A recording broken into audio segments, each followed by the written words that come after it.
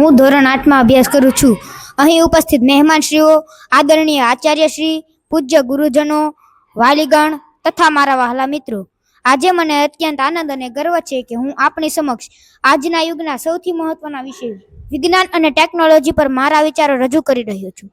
આપણે જે યુગમાં જીવી રહ્યા છીએ તેને જો એક શબ્દમાં વ્યાખ્યાયિત કરવો હોય તો તે છે પરિવર્તન. અને આ પરિવર્તનનું મુખ્ય એન્જિન એટલે વિજ્ઞાન અને ટેકનોલોજી. વિજ્ઞાન એ સત્યને શોધવાની પ્રક્રિયા છે, જ્યારે ટેકનોલોજી એ તે જ્ઞાનનો માનવ જીવનને સરળ બનાવવામાં થતો ઉપયોગ છે. આજે સવારથી સાંજ સુધી આપણે જે પણ પ્રવૃત્તિઓ કરીએ છીએ તેમાં વિજ્ઞાનનો હસ્તક્ષેપ છે. આપણે જે સ્માર્ટફોન વાપરીએ છીએ, જે વીજળીનો ઉપયોગ કરીએ છીએ, જે વાહનોમાં મુસાફરી કરીએ છીએ અને જે ઇન્ટરનેટ દ્વારા દુનિયા સાથે જોડાયેલા છીએ, તે બધું જ વિજ્ઞાન અને ટેકનોલોજીની અદ્ભુત દેન છે. ટેકનોલોજીએ શિક્ષણને ઘરે બેઠા સુલભ બનાવ્યું છે. આજે દુનિયાના શ્રેષ્ઠ પુસ્તકો અને નિષ્ણાંતો માત્ર એક ક્લિક દૂર છે. એક સમય હતો જ્યારે નાની બીમારીઓ જીવલેણ સાબિત થતી હતી.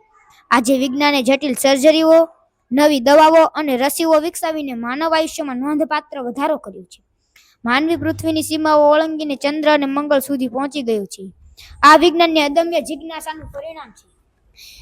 અંતમાં હું એટલું જ કહીશ કે વિજ્ઞાન એ અંધકારમાંથી પ્રકાશ તરફની યાત્રા છે. વિજ્ઞાન અને ટેકનોલોજી આપણને શક્તિ આપે છે, પરંતુ તેનો સદુપયોગ આપણને સમજદારી આપે છે. અસ્તુ.